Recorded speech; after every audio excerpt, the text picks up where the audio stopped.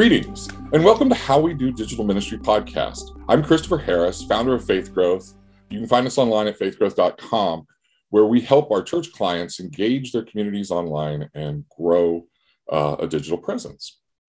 On this podcast, I have a conversation with a church leader and ask them to share how they do digital ministry in their community. Today, I'm talking with Julie Klock. She is the Director of Family Faith Formation at St. Peter's Lutheran Church in Northfield, Minnesota. Julie, please introduce yourself and tell us how you do digital ministry. Well, thanks for asking me, Chris. I feel like I'm in very celebrated company when I look back at who you've already interviewed. However, I may have known you the longest of all the people you've interviewed. So yes, you do. I feel pretty comfortable. I am not a digital native, which is totally obvious, but I definitely have advocated for digital ministry for a long time. But I, like everyone else in the world, have been plunged into digital ministry by the global pandemic. And in my case, it was there was a little extra boost to it in that my pastor was on sabbatical and the state shut down everything, all gatherings. And so with the aid of my two intrepid coworkers, we grabbed a cell phone and on a Friday afternoon and put it on a tripod and figured out how to do worship on Sunday morning with a single microphone and a single cell phone. And that's where we started with a guest preacher. You know, it was crazy. We were really blessed to have, as our office manager, somebody who actually knows quite a lot about broadcasting. But we started with Facebook Live because we had basically 2 days to figure it out. And that actually went pretty well. And the main thing that was the most successful thing about that was that people really felt like they were there. I mean, it was a little, it was not polished. Let's put it that way. It was sort of regular worship, you know. There was at least one Sunday that nobody lit the candles. There were, somebody left the door to the sacristy ajar. And so, you know, the visual was just like if you were actually in church and passed in front of the camera. And, but we actually, it was amazing. I mean, we were having more people in worship on Sunday morning than we had in the pew when the doors were open. And that was kind of inspiring and it made us want to do it better. So as things settled down and we realized, because at first we thought we'd be back, we were hoping to reopen on Easter Sunday. Yeah. You know, we thought 6 weeks and we'll reopen the doors. And this was a stopgap. But obviously, like everybody else, we got caught. And so since then, it has evolved. We now do worship with 4 cameras and, you know, and our sound is wired into the existing soundboard we had. Last fall, we added a Sunday school at home, a family Sunday school option for people to use, which interestingly enough, the most popular night of the week for Sunday school is Tuesday night. I put it up at 10 o'clock Sunday morning and the biggest group of people watches it on Tuesday night. I don't know why.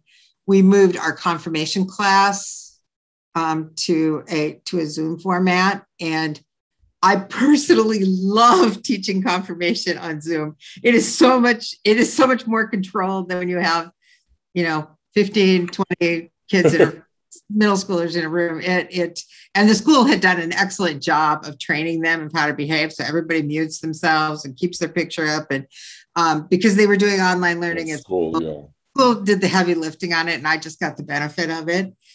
So actually, as we go into the fall, we will probably do some units. I'm in Minnesota, so I'm kind of thinking the really cold nights, we might decide to just stay home and do it online. That's nice. we added some things. I did a book study with a bunch of women, just kind of because we could, and everybody was getting used to Zoom, and some of them wanted to learn how to do Zoom, and it was a good, safe way to do it. So it's evolved. We can do pretty much anything but a baptism online now. So it's it's been interesting, and we are committed to doing things, very grassroots and pretty live, and not getting real polished and pre-recorded and edited and everything. We're just trying to stay with a really authentic presence online. Well, that kind of leads into like my next question. I was just thinking, how are y'all, or you specifically, your unique approach to digital? I mean, what is your philosophy, or how you're, especially on the faith formation side of things, how are you all approaching that?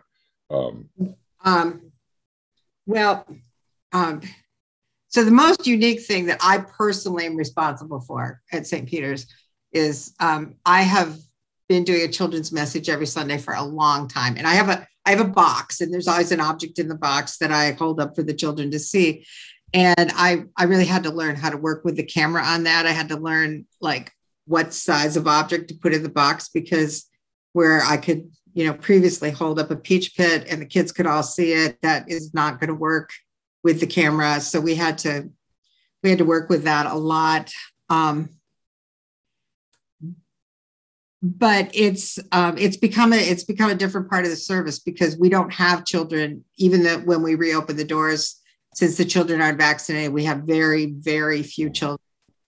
It was thrilling last Sunday. I had 5 grandchildren in church. They sort of know me a little bit, but they came down, and it was great to talk to them. But learning how to talk into the camera and not to live people, I think for me, that was the hardest part about it. So I'm trying to think of them more as object lessons now, and realize that I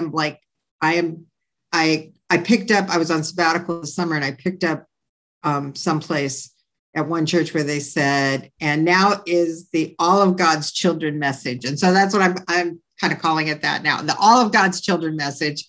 But it's still childish. It's still accessible. Last week, and cheese in the box, so it's relatable. And visuals. I mean, to have to learn how to work with visuals all the time when we're doing, the talking head thing is just not going to fly with kids. You've got to have things, and they don't have to be that great. This blank wall behind me, I use a lot for our at-home Sunday school, and I just tape things up behind me while I'm talking, and it's it's sort of new age flannel board, but not. So the flannel board makes a reappearance online. Yeah, exactly.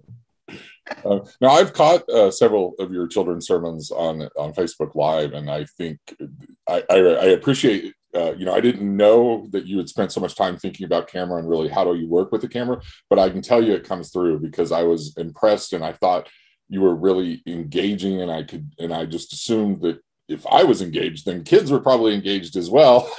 In their homes. So I thought you were doing a really good job of that. So I just wanted to let you know that. I also will give a little bit of history here. So Julie and I have known each other for a long, long time. I won't say the exact number, but one of my first, I guess it was actually my second church position, but my first full-time church position, Julie was on the council and was the big person behind hiring me to be the youth minister at a church in Austin. And we had a CDC, the Child Development Center there. And I remember the staff all did chapel once a week for the kids. And I loved hanging out with the kids, but I was horrible at planning an actual chapel lesson. And when Julie came on staff after a while as our Christian ed director, and she started giving me all the chapel ideas, and then I just went in and played with the kids, and so it made my life so much easier once Julie came on staff. I don't know if you remember that, but we were basically using I don't remember what we were using, but you just started giving me the lessons, and I didn't have to worry about it anymore. I just went, it was so much easier. I'm glad that was helpful. I am, I don't remember what we were using. I'm self-made and doing this work too, but I did come out of a teaching background, so it's a natural fit. So it's, Well, tell me where online have you experienced God or seen God at work? I think the first thing that I was aware of, and this was, very early on, was there really is a difference in the audience, that we were talking to God's children, and they were very forgiving and loving and affirming and enthusiastic. I mean, I would look at it and go, oh man, this is terrible.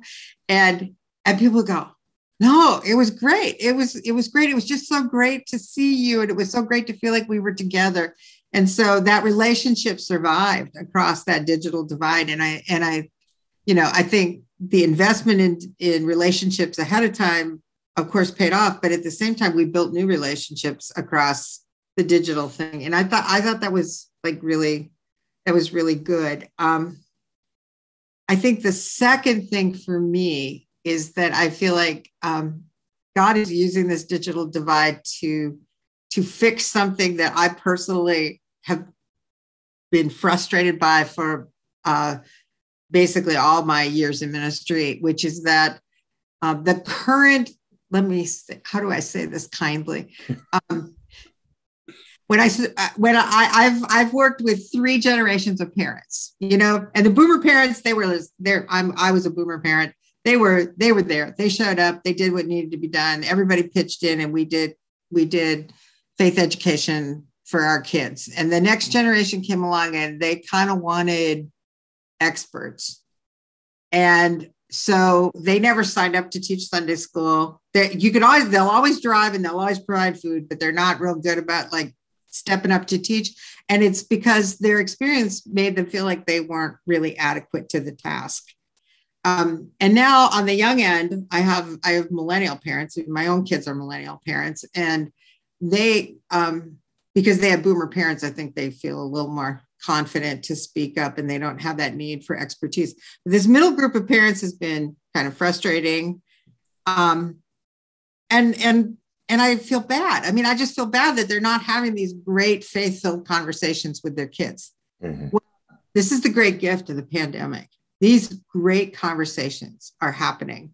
I know that I have parents that are in the kitchen listening to their kids talk on Zoom during confirmation from the dining room table. And I know that after confirmation, they're having these conversations. And I know that on Sunday morning or Tuesday night or whenever they sit down to watch the family Sunday school, they watch it together and they talk about it and they report back to me about the conversations they had. They call me for clarification on something if they didn't know what I was talking about. So I just see this as a huge gift because the Gen Xers they've held back and they've been so cautious, and now they are they're useful because they speak boomer language. They understand what we don't understand. They remember dial-up. They understand what we don't understand about digital. And I need them terribly. And they get to be the experts. And at the same time, they have no choice but to step up and be experts with their kids. And I think shared faith is one of those things that makes families incredibly strong. Mm. And I mean, I get your kids 40 hours a week. You get them, the rest, I get them 40 hours a year. You get them, 40 hours a week. And so I can never pass on the faith the way that a parent can. And so to me, that is the great gift of the digital age and the digital use during the pandemic. So there are many other gifts, but for me personally in my work, that's the one that has really stepped up. I like that. Yeah. And pardon my criticism. No, well, I mean, I understand that criticism. Let's put it that way. Even though I am Gen X, but having been on staff trying to get those parents to help, you're right. It's more of a supporting role is where they really feel comfortable and not kind of that upfront role. But yeah, I would agree with you. The conversations, I've been kind of seeing that more too. The faith sharing.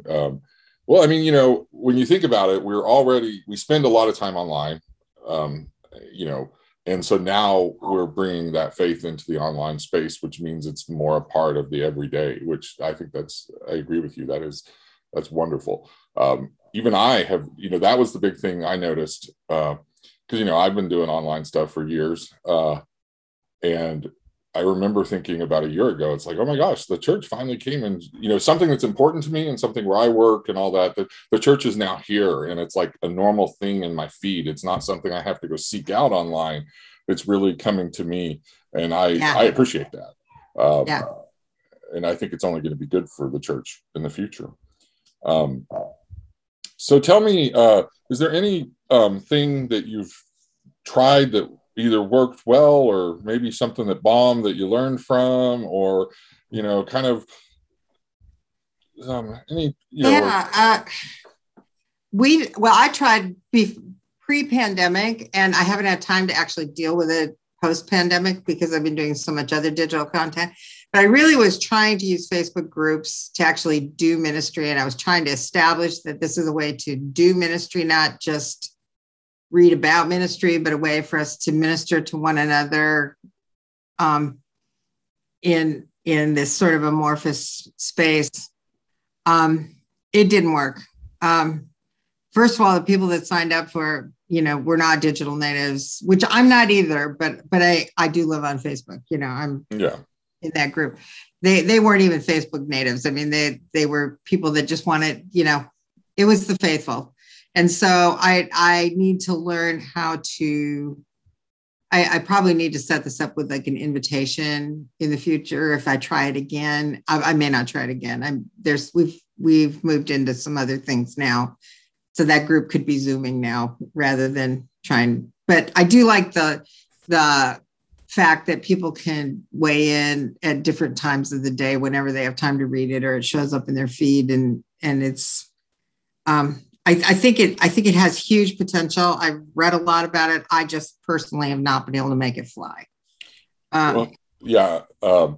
Speaking of which, I don't know, you might have seen the article, but Facebook thinks it has a ton of potential for faith communities. Yes. Yeah, I saw that article. Okay. And so, they've dumped a ton of money into it, and rolling out features.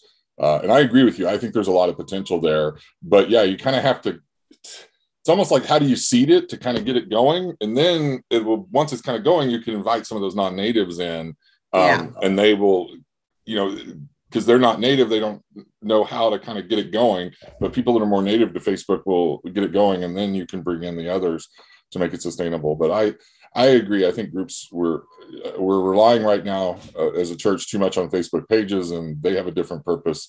And groups are where you can kind of have, I don't know. I think of a group, you can go very specific to a small group, but I also think it could, be like the coffee hour after church, a place, but it's all week long, that people are sharing, and, it's a bigger group, or you could really make it a small group, or just a Sunday school, or, a lot of different ways. Yeah, I think so. And I need to at some point get back to figuring out how to make that work, or maybe enlist somebody who can figure it out better than I can. There's always that. Volunteers, yay! But again, people have been like really, really kind and and supportive and helpful, and so I think that I can probably I might be able to restart it with just a great confession of vulnerability, and hey, I did this wrong in the beginning. Let's start over and see if we can do better this time. So, we'll see. That's out there. That's really the only way you can do it. So is there anything about online ministry that just gives you hope about the future of the church? Oh, yeah. Yeah, I think so. I think, and because you have a background in youth ministry, I mean, you understand this, like the biggest challenge that I face is that kids are so overscheduled. And, it used to be, I mean, even when I started, I mean, kids maybe went to practice a couple times a week and had one game, and kids now have practice 5 days a week and 2 games on the Sunday, or a complete tournament, and they're gone for the whole weekend. And I just think being able to do things like this is really helpful. I'm hoping to start dabbling in podcasts myself, just because I think that might be something a way that we can do things, on the way to the game in the next town, in the car, 12 minutes with Miss Julie, and, Well, that's a good idea on the podcast, because something I'll just say, because I have seen the statistics, online engagement, podcast has the longest amount of engagement, like a tweet, 2 minutes, because they're kind of scrolling, maybe 15 minutes for a Facebook post, blog posts, they might read it for 10 minutes or something, but then the average time that they'll listen to a podcast is around 42, 46 minutes. I can't remember the exact, it was 42 or 46. And then there's also this intimacy, because most of the time they're listening through earbuds. And so They really got you. So I think that's a good idea. And that will help on the way to the game or on the. Well, and I also think that, given the technology in cars now, I listen to podcasts. I drove from Texas to Minnesota this summer and listened to podcasts almost nonstop the whole trip. And, I just went from one to the other, they're 46, 50-minute long. Mm-hmm. And I used to listen to books on tape. Now I've started listening to podcasts. So everybody in the car, I was alone, but everybody in the car could be listening to this 12-minute thing and say, okay, here's Sunday school this week. Now discuss at the end. So no, I love it. I think that's a good idea. We'll have to. Yeah, but it's a whole new level of technology that I have to learn. So, it's on the back burner right now. Well, we can, I'll be happy to have a call with you sometime and tell you how we do. That's good. Because it's really not as hard as, anyways, we'll go into that another time. So what do you think the church will look like in 10 years? Well, I have thoughts and I have hopes. It's definitely going to look more diffuse. It's definitely going to look more on demand. And I think that I see this already. People aren't necessarily going to belong to the church that's in their town. They're going to find and send money to a church that's in a town 400 miles away. And they're going to start chatting with people during the Facebook Live service, at the beginning and the end. And, I think that's going to go on. And I think I can tell you this, that our church, we get money that comes in from people we've never heard of, but they've been watching our Facebook Live and they send us money. And I think that's actually very cool. I also think that because of the on-demand piece of it, this is maybe going to be what the actual house church, the Acts style house church look like. It's not going to require, it's still going to have that professional leadership, that they're going to be able to use that podcast, or they're going to be able to use that worship service, and they're going to be able to do it together in the context of their home. So it's not one person sitting alone with their bread and their wine and not feeling like there's nothing communal about communion when you're home by yourself, but they are going to be able to sit around a table with family and friends and Lord's Supper or whatever activity they're going to engage in is going to look different. At the same time, I hope that there's going to be maybe a little more. It's going to be varied. I'm sure there's going to be just like we have very high church and very low church, but I'm hoping that in general there will be a little more joy in things. Yeah. A little less attention to the tradition and a little more attention to the engagement piece of it. I think a Sunday where people don't laugh in church is, kind of disappointing. So, I hope that there will be, laughter and clapping and that kind of an engagement, and not just, well, up here in Minnesota, we call them God's frozen people. No, I like that joy.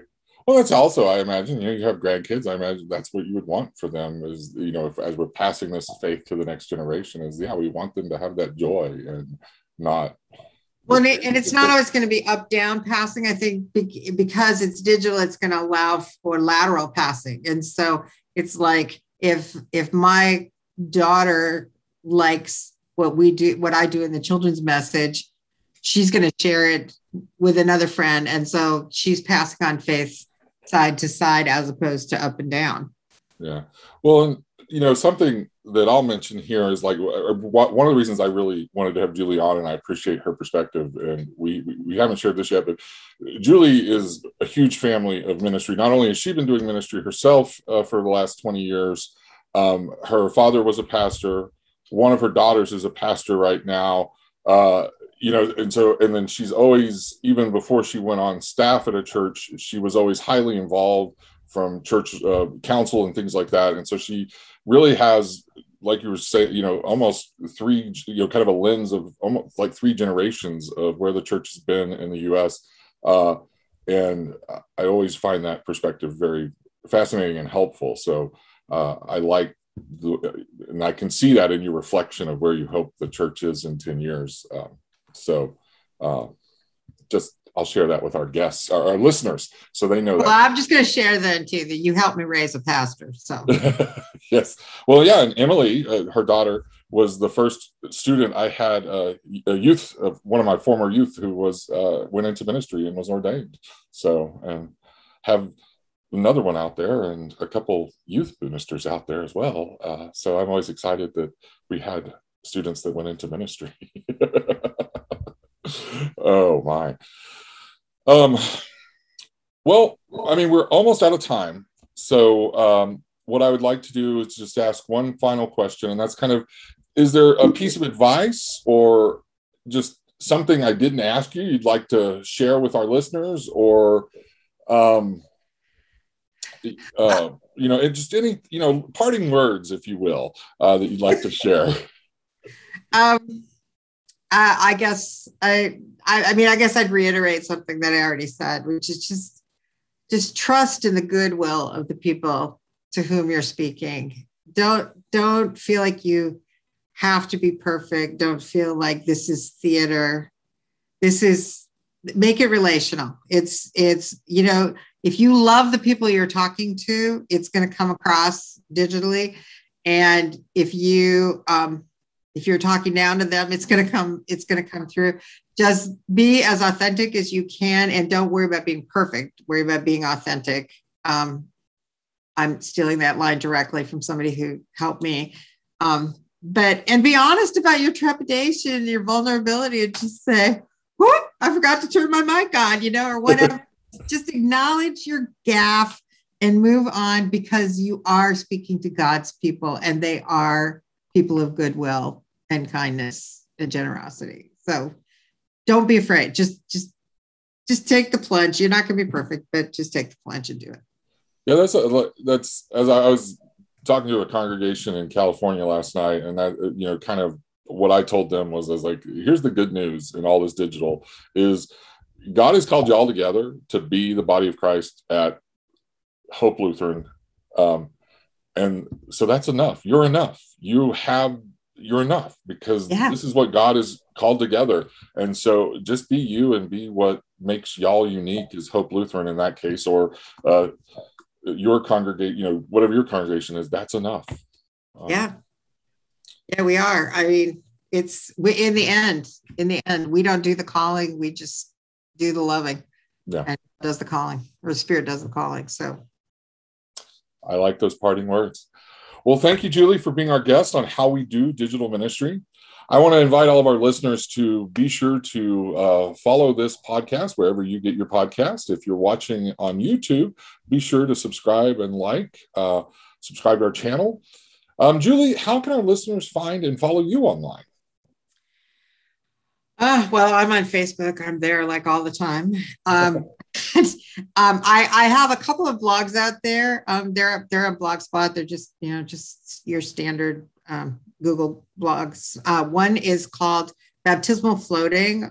It's got a subtitle of Water Wings, but that's trademarked. So, and I that's about 5 years worth of reflections on being a parent and passing on faith to your child. There's about 5 years worth there. It's a lot. And then I have a new blog that I'm just getting started, and it's called The Third, as in 3RD Third, which was inspired by Chris. Actually, the name was inspired by Chris actually a long time ago, when he came in and explained to me that his only job was to deal with the first third of life.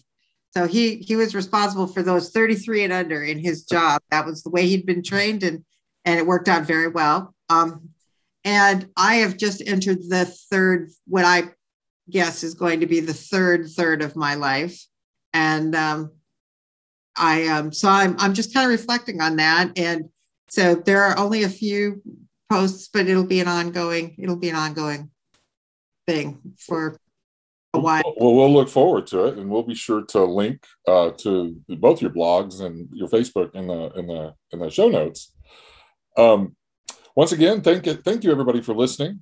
We would love to connect with you in a Facebook group for digital ministry that we have called, it's cleverly titled, How We Do Digital Ministry. Imagine that. So there's a link to that in the show notes as well. It's an opportunity for you to discuss all things digital ministry with colleagues around the world of the other 6 days when you don't get a new episode of this podcast.